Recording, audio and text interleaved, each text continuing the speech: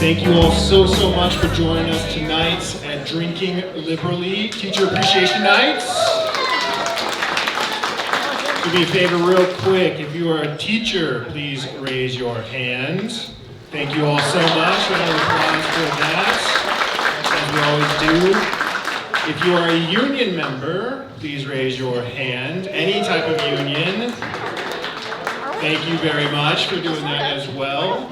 And then, so I can put this on my timesheet, any WCA members here tonight? Yes, okay, I'll mark that off. All right, no, just kidding.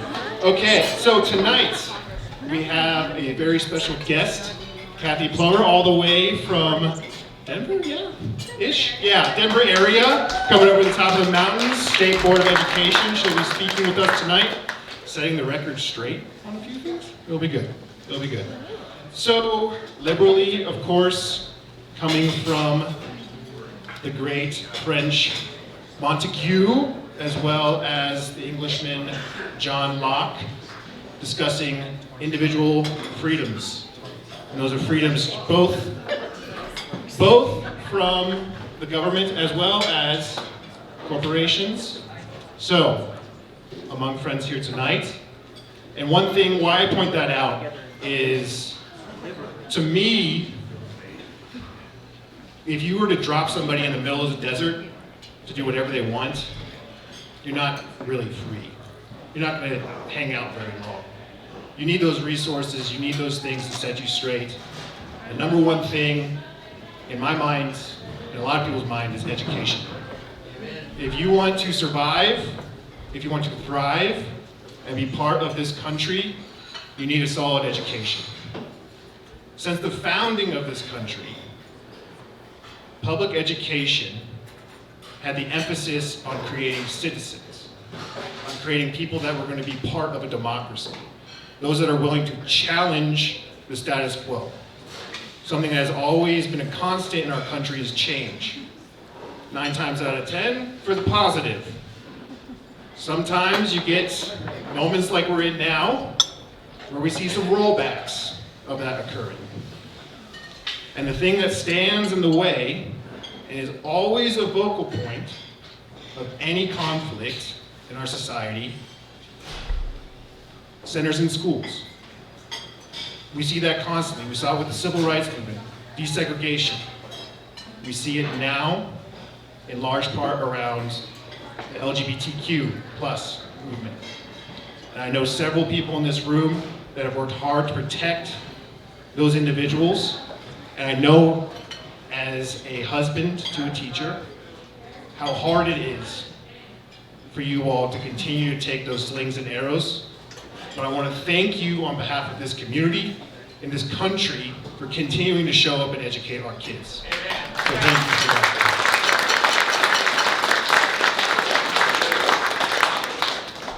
My last piece tonight on why I love teachers. Number 1, I married one. Number 2, I was one for a little bit. It was nice. Hardest job I ever had in my entire life. So again, props to you all. But number 3, ask any community organizer, which I am now, what type of volunteer do you want to have? A retired teacher. Every single time you all bring it, you all knock the most doors, you get the most organized, you bring in the best people, and you're heck of good public speakers. You know how to handle a crowd. So, I want to thank you all for that too. Tonight, as I said, we have a very special guest, Kathy Plomer, our recent at-large State Board of Education, elected 2022. So she is one of our representatives. We have 2, but she's at large, so she's one of ours as well. She'll be speaking tonight. I met Kathy on Main Street for a commercial. I'm tall, and that is good for commercials, I think, is what they told me. I was sitting down most of the time, though, so yeah, we got even heights. All right, but Kathy will be here tonight. I'm very excited that she made the drive. I'm very excited that our educators get to meet her because, as you know, knowledge is power. and she's going to be able to educate us on some of the great issues that are going on right now, some of the things that they're working towards, and some of the big news that's coming out of Denver and the state. So, further ado, you are Kathy.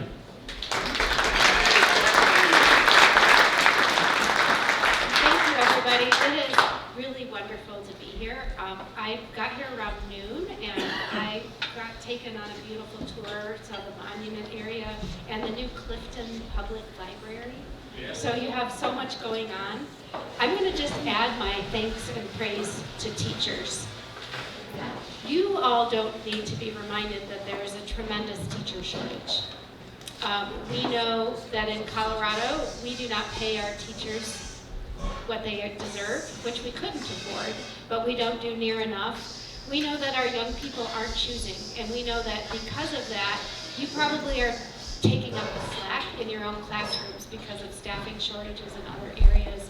And I can't thank you enough just from an official point of view, but also I'm a parent. I have 3 children, and we all know as parents how important having that teacher is that cares about your kids, that excites your kids, and we know from the other side how hard that is to do.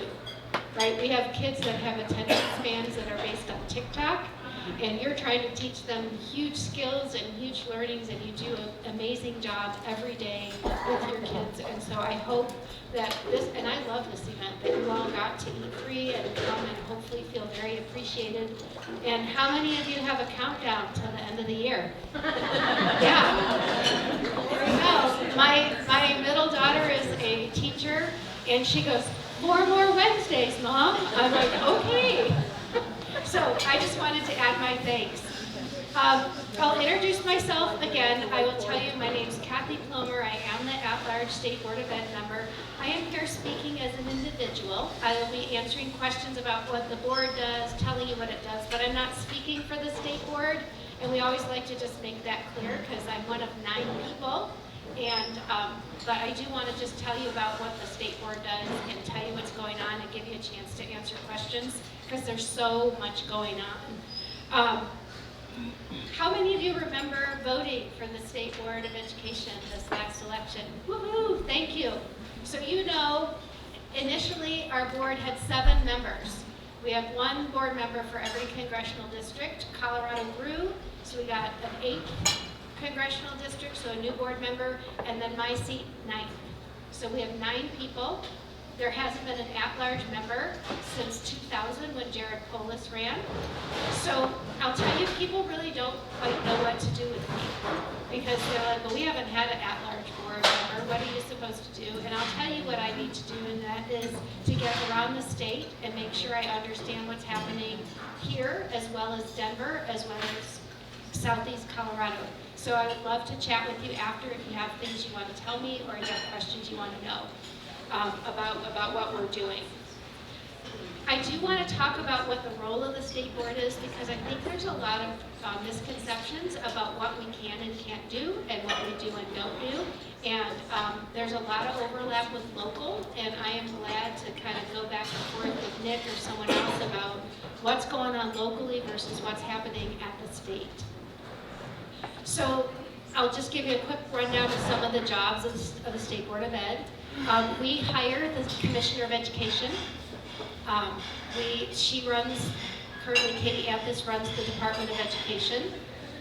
We are in charge of teacher licensure and accrediting teacher licensure programs, so we're doing a lot with that. We set the standards for what kids know and are able to do across all topic areas. But we don't do curriculum choices. That's the local district. When the legislature does a big law related to education and it's not fleshed out, we do the rules. So we do a lot of the detail work. So I'm telling you all that because there are lots of ways for you all as teachers to interact with the State Board of Ed. If you see a law that gets passed and you're like, how's that going to work? Chances are there'll be a rulemaking hearing that the state board does where you get to have input. And we always take public input on rules so that we understand what's going on for the field. I just mentioned the commissioner search. Katie Anthus is leaving July 1. we are choosing a new commissioner. There's a community survey open for one more day. So I can get a link to that survey and you can tell us who you want and what kind of characteristics and leadership you want for that person, because they do help set the direction for our state, and we want to make sure we get someone in there that people feel confident in and who's going to lead our state to do great things and get us out of some really tricky times. For how many of you that are teachers have the last year or two been some of the toughest you've ever taught? 100%. I hear that over and over, that even for very veteran teachers, coming out of the pandemic has been super challenging.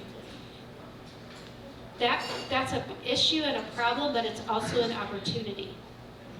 We learned a lot in the pandemic about what kids need and how important schools are. And I think we have an opportunity to use that information to change public education for the better. And we need your voices to really drive that conversation. So I would love to be the person in cards to hear that. Want to tell you a little bit about myself. I told you I have 3 kids, they're grown. I was a person who served on my local school board for 8 years. I was in Adams 12 school board for the last 8. I was president for 6 during the pandemic. I came straight out of that and decided I had had enough, and so ran for the state board. But I will tell you, I'm getting used to this new higher level. So I can answer questions about how local boards work. I can't answer questions about how your local board works, but I've done local and now I'm doing state. So when we get to Q&A, I'll try and answer those questions. How many of you kept in touch with what was going on with the social studies standards? Right? Okay, so we had a big debate about social studies in our state. The good news is those were voted on. The standards that were adopted are those that remain inclusive to make sure that we really recognize the contributions of so many folks in our state and nation that have not been typically taught about in our history. So, you know, African Americans, Latinos, Native Americans, LGBTQ+. So we've got, those are our standards. So the task now is implementing them. There's been some confusion about some standards that have been adopted in other districts. Districts have till 2024 to come into compliance with the new standards. So if you hear lots of buzz going on around, please keep on top of that, because your local board will decide how to meet those standards. And as teachers and as community members, you should be able to provide feedback. They're probably going to be adopting new curriculum and new things that get you there. I do have a little show and tell.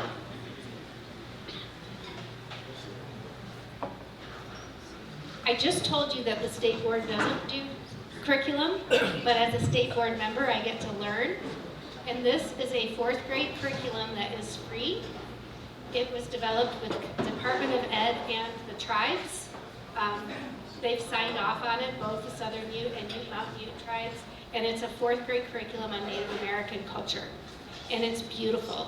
And I can pass it around and you can look at it, but it is free for teachers. So if you have teachers who are looking for materials that are made and are current, this is really cool. They'll be doing some updates, but you can get it through History Colorado or on the Department of Ed website. So again, we don't adopt curriculum, but if you want to show it to your district people, this is pretty awesome. I'll leave it on this chair. I feel like I'm just blabbing. Any questions so far about what I've talked about? You're doing great, Kathy. All right, all right. Well, I have one question. If they don't come into compliance by 2024, what's the ramification? All right, the question is, if they don't come into compliance by 2024, what's the ramification? That's a very good question.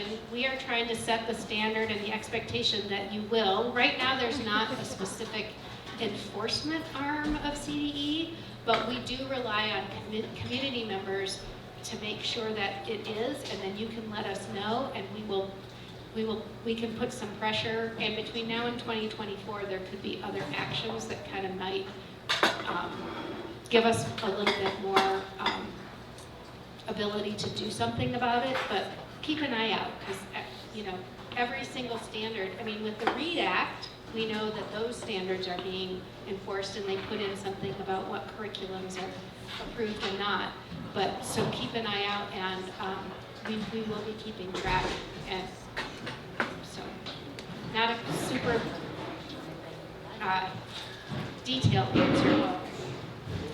I want to address the other thing the state board does is we hear charter school appeals. So we, as the state board, don't approve charter schools, but we do hear charter appeals.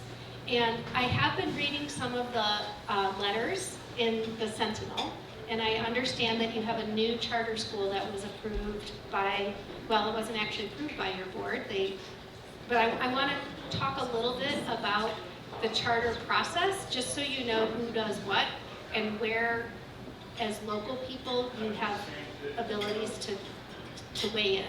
Because I saw some confusion, and people said, oh, that they went to the state. Well, they didn't go to the state board.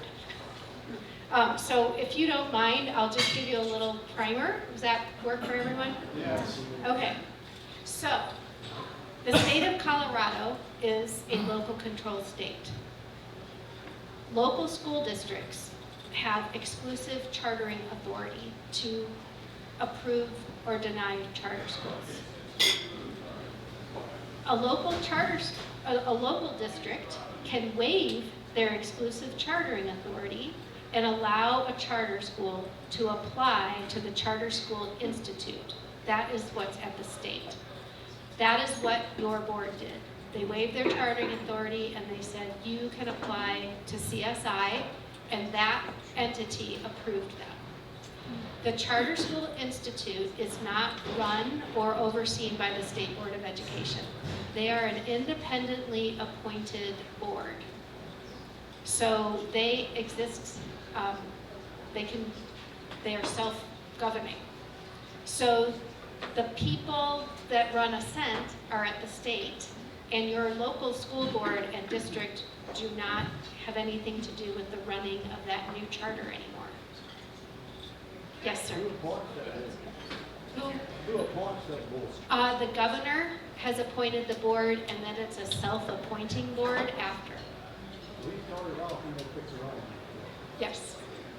And, Yes, sir. and so the reason the district would waive a charter school that applied, from your experience in Broomfield, as opposed to just say no, right? Because they could just say no. Yes. I was You not. can't speak for our board. I can't but- speak for your board, but actually the same group applied to my board. And they asked us, they didn't want to be chartered by our district. They wanted to go straight to CSI then. And we said, no, you can't, we're not gonna waive our authority. If you wanna be located in our district, you need to come to us. So we reviewed them and we denied their charter. So I'm not sure why they decided to just not make the decision on their own. Because they also could have accepted them, right? I mean, you have the decision to approve or deny. So I don't know. That's those local discussions. Well, how we get involved in charter schools is, let's say this charter school had applied and your board said no. If the charter school didn't like that decision, they could appeal to the state board, and we would be like a decision-making body. And we have the power to refer a decision back to the district and say, you guys need to work this out, or we can uphold the local district's decision. But I just wanted, there was somebody, and in one of the op-eds I read that they said, well, because you have district-approved charter schools in Mesa County, and you have now 2 CSI-approved. Caprock and Ascent are both CSI. Your own district school charters are run by the district. The students are counted as part. The local board decides how long their charter contract goes for. They review them. They're in charge of making sure they're complying with all laws. So the op-ed I read indicated, well, because I think there's been some folks pretty upset that your middle school is closed, but your charters stayed open. Well, why did you close a charter? That's a little bit different because they have a contract, and they said, well, they could just apply to CSI anyway, and they can't. The only way someone can go to CSI is if the local school district waives their chartering authority and allows them to apply. With their own charter schools, they have the power through the contracting process to either renew or non-renew a charter school. So, does that help? I don't even know if you're confused about it, but when I read, I'm like, oh, you want people to be having the right conversations? Yes, So sir. we have 2 charter schools that are satellite charter schools operating in the districts as well. One from Douglas County, I know, is Titan Charter Schools. So what is that? So is Titan, is that an online school? It's an online school that operates, I believe, out of a charter from Douglas County. Douglas County. So how can they operate in our district? And that's something that, again, I'm not sure about. So the multi-district online schools can operate statewide. Do they have a building or anything, or they're just named? Renting space, as Yeah. far as I know. Yeah, so they're allowed to do that, and it's not necessarily something that your district has any control over. Unless they don't want to rent up space, if they're renting from a private, but, so there's lots of multi-district online schools that are operating statewide. Okay. And I'm just going to put you on the spot. Why do we allow that? Because they're taking pupil funding from our district or from our charter schools, either way. And it's all going back to Douglas County. And we have zero, Right, you zero don't have say as a anything. community, we've got no say over that. Right. Well, there are folks that believe that online education is a choice, and so they approve those. Actually, State Board does approve multi-district online through different chartering organizations. We had a couple that weren't approved recently, but yeah, those have been approved, and they're kind of on their own trajectory through Douglas. So until Douglas County gets rid of that, it'll just. So that's the issue to understand is sometimes in the beginning is when to get the most involved, because once something is established, it can be hard to do anything about it. Kathy, we have a couple other questions. Are you Yes. good for Q&A? I'm good. We'll go into it. All right. Thanks. I just want to make sure I understand, because I don't work for the district, but that's the decision of whether or not the local board is going to approve or deny or waive the charter school. That happens on a school-to-school basis, right? Like day 1, I can say, yes, charter school A, I approve you. Day number 2, charter school B, I'm waiving this. Am I understanding the process correctly? It's not an all or nothing thing. Right, it's not all or nothing. So the local board, as a board, there's a process where someone submits an application. In this case, like Ascent says, I would like permission from you, school district, to be chartered by CSI. Will you waive your exclusive chartering authority and allow us to go there? And then they had a board vote. Next charter school may want to be chartered by your district, and they will say, Mason County School Board, will you approve our school opening? And then the board would make a decision on that. So depends on what the charter asks for, but the board is required to consider applications and make a decision. Remote schools versus the charter schools that were approved by the states versus the rest of us. That's a great question, and I am just learning about that. As one of the rules that we're looking at is a teacher accreditation. And just for all you teachers, they've changed the formula. It's 70% teacher practice, 30% student performance, and that's in statute now. How that's implemented is up to, you've got your own rubrics and your own evaluation system. What I have learned is many charter schools that you can waive out of those requirements. So depending on where you teach and how they've adopted that process, that's what you follow, but you can waive out of it. What I've been told is that many, the district, everybody's supposed to have a system, right? That's required, but doesn't necessarily have to be reported. So if you waive out of the system, then you don't have to report your data, and you don't, so things are happening in different ways all over the state. You probably knew that. So with that being said, why would it be even lucrative or whatever the word is, monetarily smart for schools to invest in testing if not everyone's having to do it? So the testing is different. Testing is federally required to receive title dollars. Not CMAS, not all our state we could use different measures. We could use different, she's asking about whether or not we'd have to use CMAS. CMAS is what we've adopted as our state to meet the federal requirements to receive funding. There are discussions right now, actually there's an accountability bill that's going through.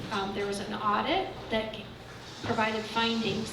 Now there's a new bill that's going through to study our accountability system and to also open up there's going to be a 25-member panel. I do. Move. Okay, let's switch it up. Okay. I don't know how to be the robot. I should from the 80s.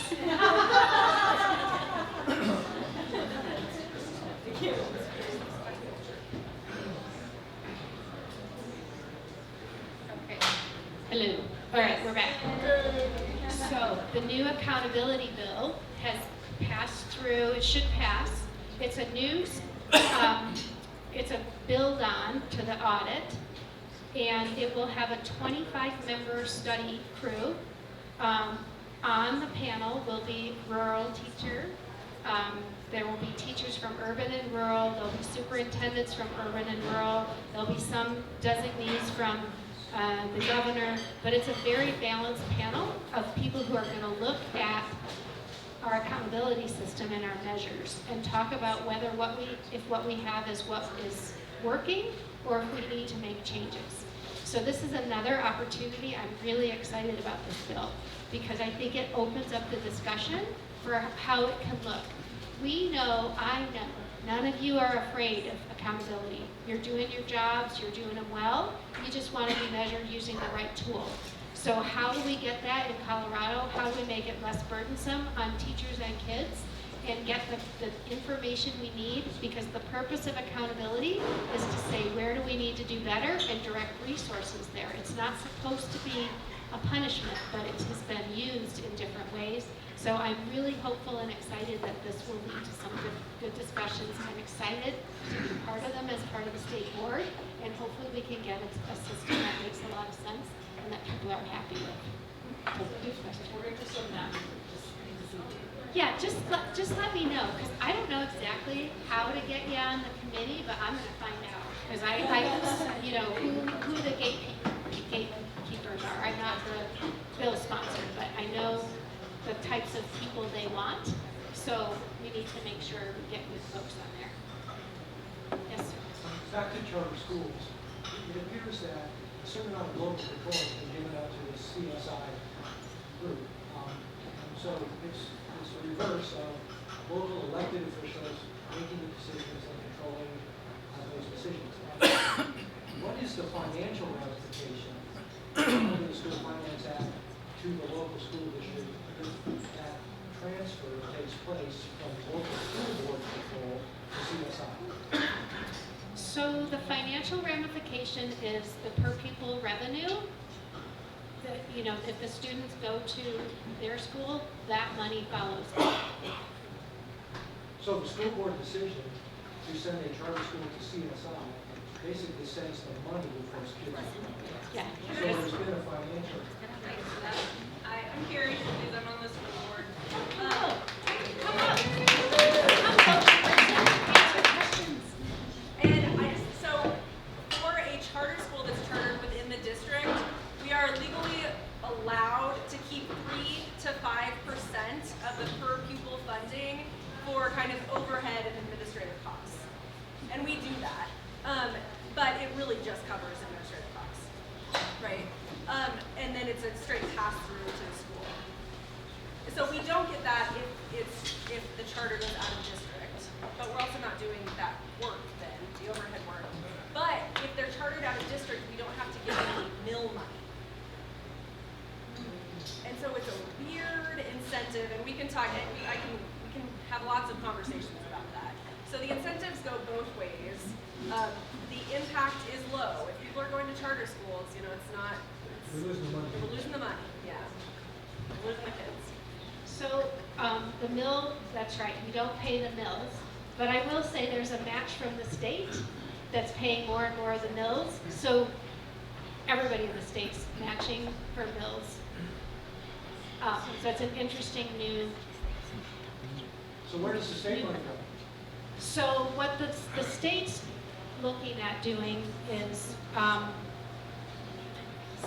Senate Bill 1375 created the mechanism where if you're a charter school, you need to, the local district needs to share mill revenue. Well, they created for CSI chartered schools located in districts with mill levy money a matching fund. Now, it's not always funded to the match, but it can be. So the local district doesn't pay the mills, but the state is in appropriations has been backfilling some of that money. So it's an interesting mix when we talk about state revenues that are already low for public education. And there's lots of debates about that at the State House.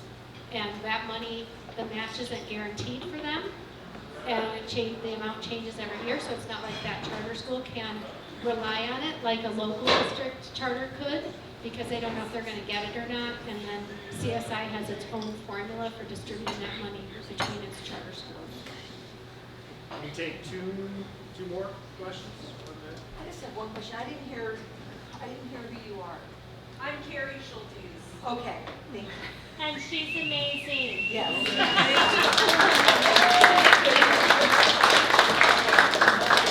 I won't count that. And I will just say, charter decisions for local boards are really difficult. You have people who want charter schools, and you have people who don't. And so the local board really does have a really hard decision to make about what to do. So I don't want to minimize that decision from the local board perspective. I shared I was on my local board. I made a bunch of those decisions, and each one was really, really difficult. So it's tough. Yes. My experience with the state of Texas, my wife works in special education. Do you understand why charter schools would choose not to provide that service? So the question is, can charter schools choose not to provide special ed services? And that's a really complex question. No, they can't say they're not going to serve special ed students. Where there's wiggle room in the law is to say, if you have a highly effective person, a highly needy student, you can say our school does not have the resources to provide for that particular student. And districts sometimes handle this by saying, if you have a special needs kid, let's say they're hearing impaired. Like our district has a school, and if your child's hearing impaired, we've concentrated services for those kids at in this school. So local districts do it as well, where you try and make sure you can provide, so you don't have one hearing impaired child everywhere and not enough. So by law, they need to serve special ed kids, and if you're if you charter a district, if you're a district chartered school, your local board is in charge of making sure you're doing it properly. So, for example, if you're at a charter school and we had one, and we got complaints from parents that charter was not serving children, they filed Office of Civil Rights complaints. we got involved at that point as the local school board. It's the school's responsibility, and they needed to do it, but we also got involved because we were the authority. So it's varying levels. There's different ways around serving kids, so that's a tough area. Good question. Any other questions? So what do you think is the most important thing that the state school board is going to face in this upcoming year? So we move through the end of this year and into next year. What do you see as being the most important issues that you're going to tackle? First, most important is picking a really good commissioner. Second is the teacher shortage. How we make sure that we recruit and retain and support teachers in our state is critical. And we are at a point, we know that I'm talking to districts about affordable housing for teachers. Like, we are to the point where a teacher's salary you can't purchase a home. I think we've hit a big inflection point where the conversation is very different than it was before the pandemic. We always knew we were underpaying teachers, and everybody kind of got along to go along, and now it's crisis, and we have to figure out as a board and a state how are we going to address this. And I honestly believe it requires more funding. I mean, the state board doesn't set funding, they do it at the legislature, but our job could be to communicate what's going on at the district level and school level, and talk to teachers and talk about what it's going to take to get young people to go into teaching. My daughter's a second-year teacher. Yay! Woohoo! We got one! But you know what? Her brain isn't 30 years para, right? No, none of the 20-somethings think about that as much. I mean, she's figuring it out, and it's hard work. I mean, she's challenged every single day. And we've got to get back to teachers being respected. We all have that teacher that made a difference in our lives. We have to talk to people about what it means to be a teacher, the impact that you can have on students, and teaching needs to be fun. And we need to make sure that you all are treated as professionals. And I think that the state board, that should be one of their focuses. Yes, and you need to be safe in your buildings. We know school safety is huge. Our kids and families are struggling. So I'm a big picture thinker. I wanted to run for the state board because I want to look at public ed holistically. Nick had great comments talking about why we need a public education system that works for all kids. And that's what we're here for, is every single child needs to feel welcome and supported when they come into the building. And we need to better define what that looks like. To me, sorry, I'm getting soapboxy, but be quick. We need to talk about what we believe is necessary for every single child.